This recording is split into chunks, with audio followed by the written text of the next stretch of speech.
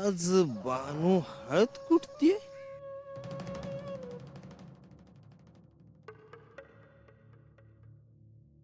मला तर वाटतंय आमच्या लग्नाकरताच हळद कुठतीये. बानू, तू मला हळद लाव, मग मी तुला हळद लावतो. आ?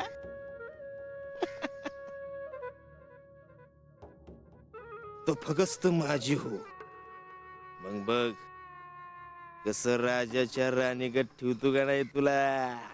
आ?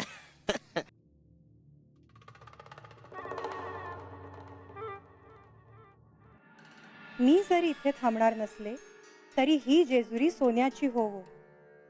खंडेरायांच्या प्रेमळ भक्तांना धन धान्य ऐश्वर्य निरंतर लाभो. माझी इथून जाण्याची वेळ जवळ आली आहे.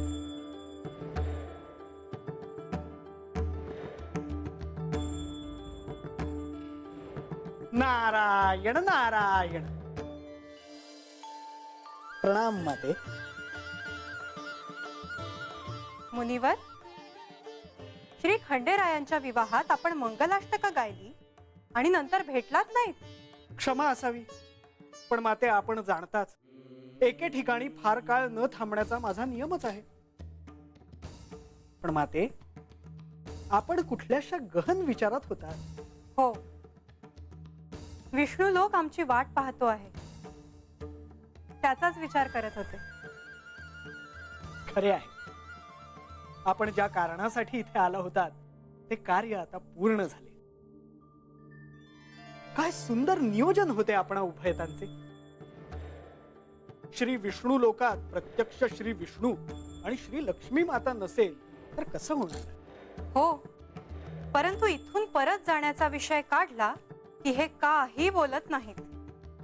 आश्चर्य आहे, म्हणजे जायचं नाही असंच म्हणतात. नाही म्हणत नाहीत, परंतु हो देखील म्हणत नाहीत.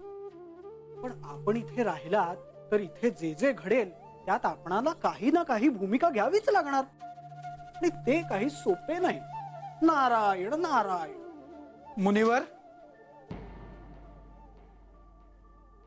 आपण इथे आलात हे जाणवलंच मला, म्हणून मीच आपल्याला भेटायला आलो.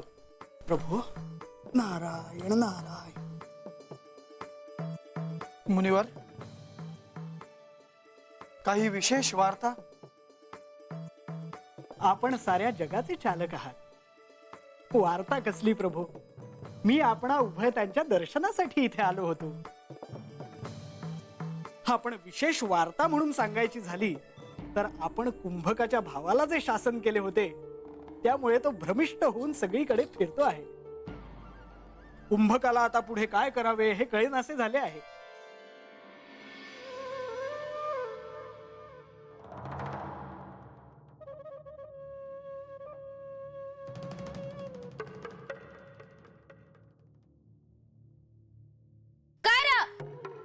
हळद आज आहे का घरात? नाही, रानात गेला हाय. रानात गेलाय? आता तुला हात यायला कोणी सांगितलं? नाही काय काम धंदा तर नसलच. ए ओके बानू, आता मी समज सांगून टाकणार आहे तुला. तू काय बी सांगशील र, तुझा ऐकायला येळ नाही मला.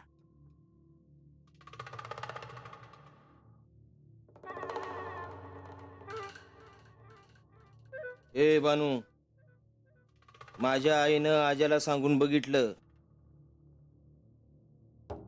तुला बी सांगितलं माझ्या संग लगीन कर म्हणून. काय तुम्ही ऐका ना. ते सांगायला आलाय सोय हात. सकाळ सकाळ सकाळ म्हणू नकोस, रात म्हणू नकोस, दिस म्हणू नकोस, फक्त तुझाच विचार करतो बानू. रंग्या, तुझ्या डोक्यातून हे खूळ काढून टाक आता आणि जा घरला. आजा नाही हाय. काय बानू, खंडोबा येणार म्हणून समदा वाडा सजीवलाच, एवढी तयारी केली. आलं का ग खंडोबा? नाही, अगं ते कुठं आपण कुठं. माणसानं सपान बघावं, पर एवढं बी मोठं नाही का हात पोचणार नाही. रंग्या, तुझी जीभ लय चुरू चुरू चालतीये रा. ह्यानंतर माझं काय चाललंय या डोसकं घालायचं नाही, नाहीतर काय करशील? हं? ए, तू जर माझी झाली नाहीच तर कुणाचीच होऊ देणार नाही. समधी हत्यार पारजून ठेवलेली असती ती म्या. हं? विचार कर. धर धार.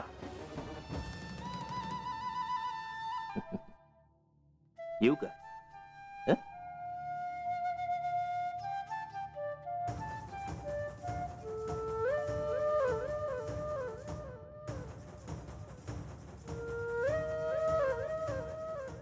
आणि बाणाई आपली शिष्या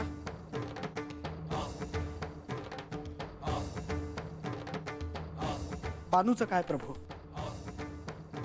आहे त्या परिस्थितीत ती सावरण्याचा प्रयत्न करते आहे. श्री खंडेराय म्हणजे तिच्यासाठी स्वप्नवत आहेत.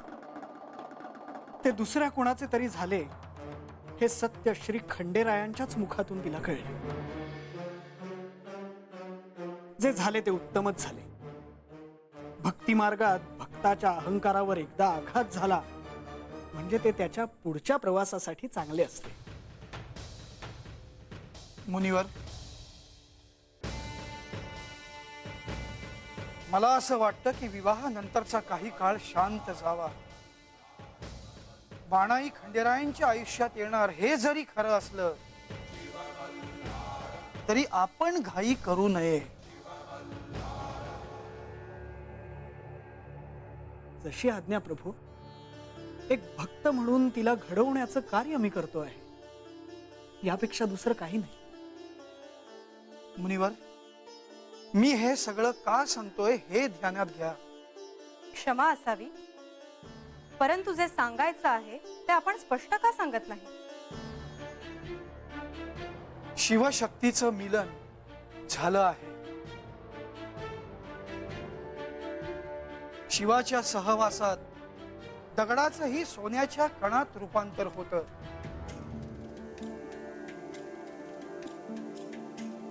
इथे तर प्रत्यक्ष म्हाळसा देवी आहेत. म्हाळसा देवींना त्यांच्या मूळ स्वरूपाची जाणीव अंश रूपाने व्हायला सुरुवात होईल.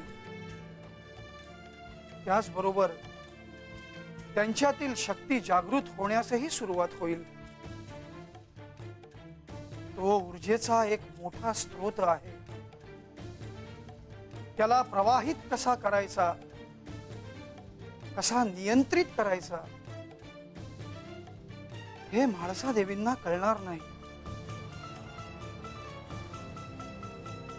कारण त्यांना त्यांच्या मूळ स्वरूपाचं स्मरण नाही.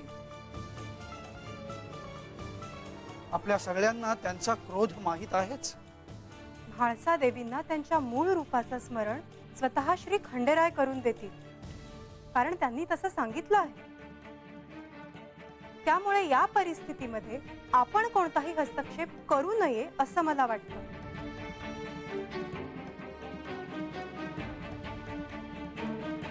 म्हणजे नेमकं काय करायचं देवी? आपण परत जाण्याचा निर्णय घ्यायचा. नारायण नारायण, आज्ञा असावी.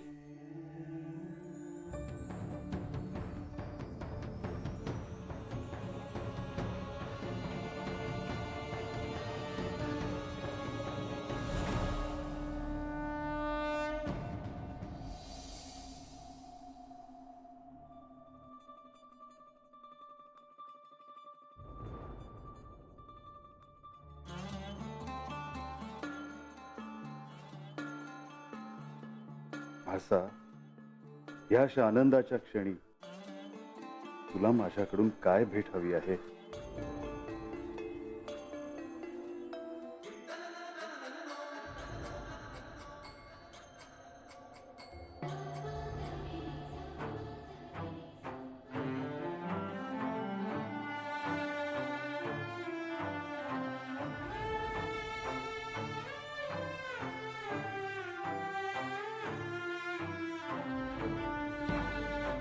मी आपल्या मिलनाचे जे स्वप्न पाहिले होते त्याही पेक्षा कितीतरी सुंदर ते सत्यात उतरले आहे. तुमच्या सोबतचे हे क्षण मला आयुष्यभर पुरतील.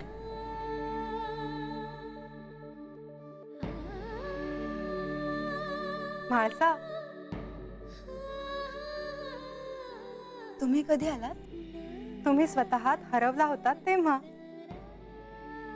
मी तुम्हाला जे सजवलं ते त्यांना आवडलं का?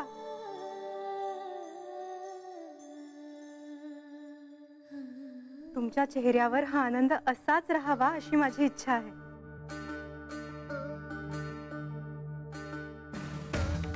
खूप आनंदी आहे मी. तुम्हाला एक सांगायचं आहे.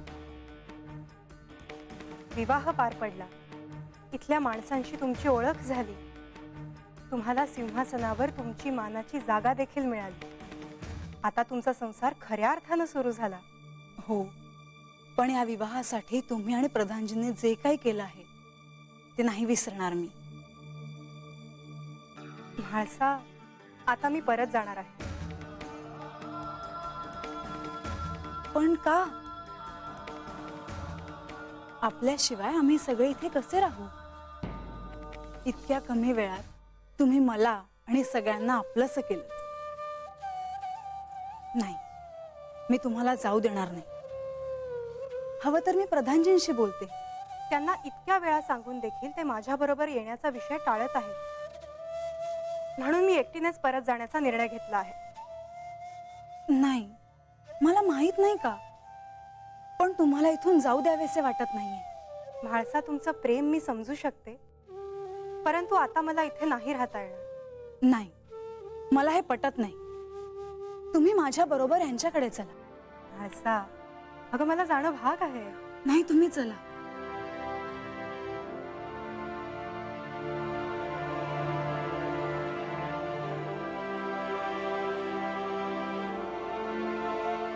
प्रधानजी, मी विवाहाच्या दिवशी केवळ दिलेले वचन पूर्ण करण्यासाठी माझ्या भक्ताला भेटायला गेलो होतो.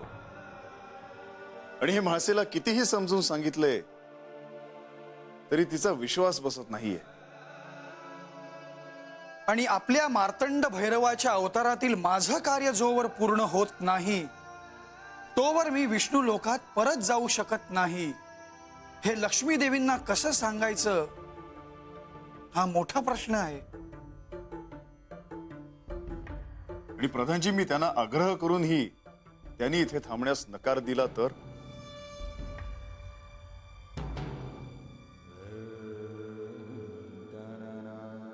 तर इथून त्यांना एकट्यानेच जावं लागेल. नाही प्रधानजी, ते योग्य नाही. कारण त्या तुमच्या अर्धांगिनी आहेत. तुम्ही इथे आणि त्या तिथे हे मला कदापि आवडणार नाही. मी जाणतो देवा, परंतु माझे सगळे प्रयत्न करून झाले आहेत. अनेक तऱ्हेने त्यांना समजावूनही सांगितलं आहे, परंतु त्या आपला परत जाण्याचा हट्ट सोडण्यास तयार नाहीत. प्रधानजी, आता मलाच काहीतरी असे करावे लागेल की जेणेकरून तुम्ही दोघे एकत्र आमच्या सोबत जेजुरी गडावर राहाल. मला आपल्याशी बोलायचे आहे.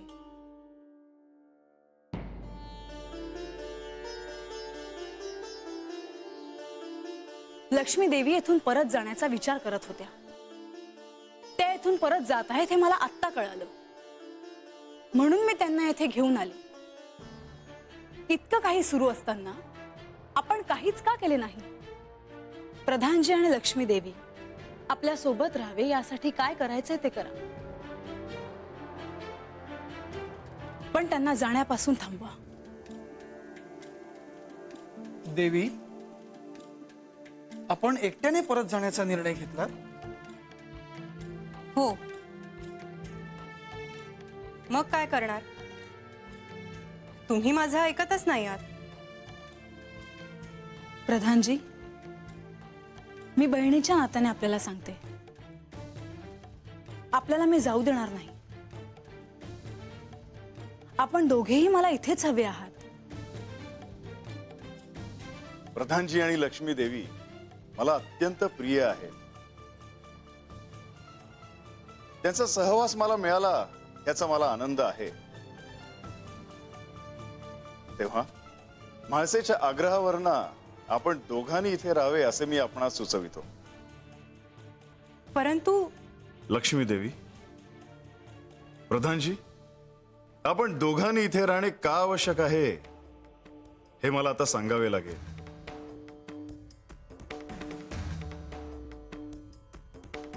भविष्यात काय घडणार आहे याचे भाकीत मला सांगायचे नव्हते, परंतु आता मला त्याशिवाय दुसरा पर्याय दिसत नाही.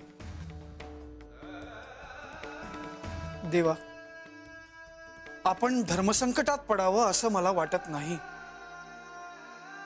प्रधानजी, मार्तंड भैरवाचा अवतार घेण्यामागे अनेक कारणे आहेत. मणिमल्लाचा वध करणे हे अत्यंत महत्वाचे कारण. लोकांमधील नैराश्य दूर करून त्यांचे कल्याण करणे, अशुभाला कडक शासन करून मांगल्याचे दिवस आणणे आणि त्याच बरोबरीने मी कोणाला तरी वचन दिले होते ते पूर्ण करणे हेही त्यामागचे कारण आहे. मी हिला तुमच्या साक्षीने एक वचन देते की कृतयुगात मल्हारी मार्तंड अवतारात ही तुमची अर्धभार्या होईल. ऋतुयुगामध्ये मल्हारी अवतारात मी तिला वरीन. इतकेच नव्हे तर कृतयुगामध्ये तिच्या प्रेमात पडून तिच्या स्वाधीन होईल. तिच्याशी विवाह झाल्यामुळे देवी तुला तुझा क्रोध अनावर होईल. असा एक काळ येणार आहे की तेव्हा मी जेजुरीत नसेन, निघून जाईन इथनं. असा एक काळ येणार आहे की तेव्हा मी जेजुरीत नसेन, निघून जाईन इथनं.